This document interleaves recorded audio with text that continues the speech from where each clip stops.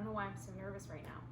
Just talking to some friends. So I've been sharing a lot of health and wellness, fitness content on my Instagram lately, and I've had a lot of questions about macros.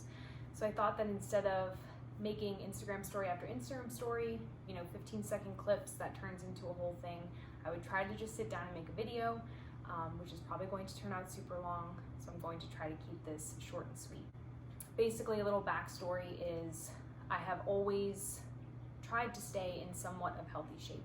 I've done the clean eating, I've done the calorie slashing, I have, always tried to burpee myself into fitness, and I feel like on both ends of the spectrum, I've either had one or the other. I've felt very healthy, but I haven't been super happy with my fitness level, or I've been super fit and my health just isn't there. I have, bad knees and, aches and pains and things that I can't get rid of. So right now I kind of am at a place where I feel like I have found the niche, I have found the best of both worlds, and which is why I've been sharing a lot more of that stuff on my Instagram. And so it's a hard thing to get into though, counting calories or, doing your macros or anything that involves, weighing food and looking at your, I keep saying so much. Stop saying After I had Eli, I knew that I wanted to get right back into fitness and health immediately. The biggest reason being is that I wanted to see if I could fight off postpartum depression, which I had very bad after Zan. I had days where I was sitting on a wall in my kitchen and I would call my sister Raquel or my mom and I'd be like, I can't get up.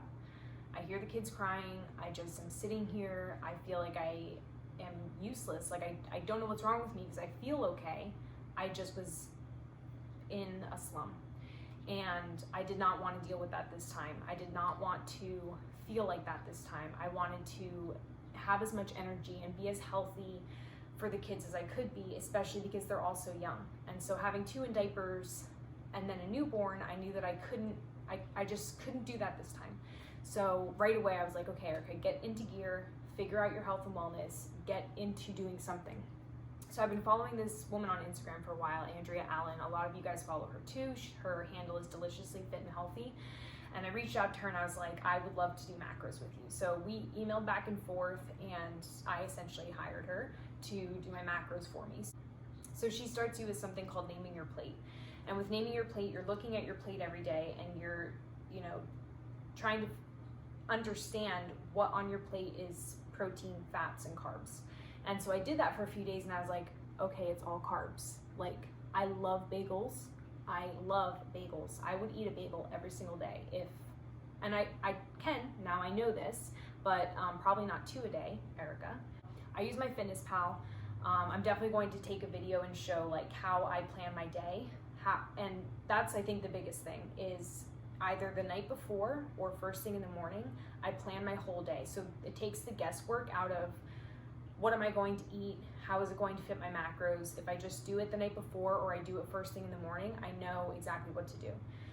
So I think the biggest thing is my scale. If you have seen me in the past couple of months, I travel everywhere with this. It's like my best friend. Everyone makes fun of me for it. I put my coffee cup on it in the morning. I weigh my creamer. I do my coffee. So this, a food scale is definitely going to be your best friend when it comes to tracking macros. Segueing into my day, a huge other facet is intermittent fasting. Intermittent fasting has changed the game for me. I've heard about it throughout the years. I've looked into it here and there. I was always super scared to jump into it because of, I don't know, whatever reason. I didn't want to starve myself. I was scared of, whatever. And so this time around, it was my milk supply. I was terrified of starting intermittent fasting because I didn't want to see a huge drop in my milk supply. So I reached out to my trainer. After I had seen a pretty decent weight loss just from strictly counting my macros and from working out a lot. We were going on, I don't know, sometimes 5, 6, 7, 8 mile walks. Shout out to Sophia Guerrero, who was on most of them with me in Hawaii. Just started by walking, slowly got back into running, and then doing, either body weight workouts or lifting weight workouts, which I have been obsessed with lifting weights. I think that it is the game changer for me personally, along with intermittent fasting, along with tracking macros. It's just like everything. So anyway, I reached out to my trainer And I said, look, I'm really happy with the progress I've seen so far, but I know that there's more. I know that there's another level. So she recommended that I try intermittent fasting. And I was like, but what about my milk? I'm still nursing my baby. And she was like, I think that you'll be fine. Try it for a couple of weeks. If you really notice a huge difference, then we'll try to figure something else out. We can do, she said, carb cycling was another thing she recommended. So I went with the intermittent fasting, and I initially think I started off with like a 12 and 12. Very easy to do. Then I moved up to like a 10-14, a 16-8, and now I'm at an 18-6. And the 18-6 kind of took me a while to take that leap because that extra 2 hours puts you at like breaking your fast in the afternoon. So like last night I started fasting at 7 p.m., which breaks my fast at 1 p.m. So it's a long fast. It's definitely not for the faint of heart, but it's totally doable. And right away, as soon as I started religiously doing the 16 and 8, I dropped another 10, almost 15 pounds within, it took a little while, a month and a half, 2 months, but it was crazy to see that my body still had that much to let go of, and I'm still losing, I still am seeing changes, but that the intermittent fasting was like the key to the next phase of fitness and health for me.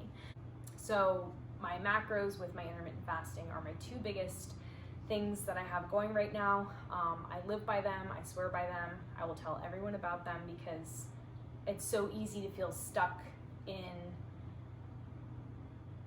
your old routine, or if you feel like you're not making progress.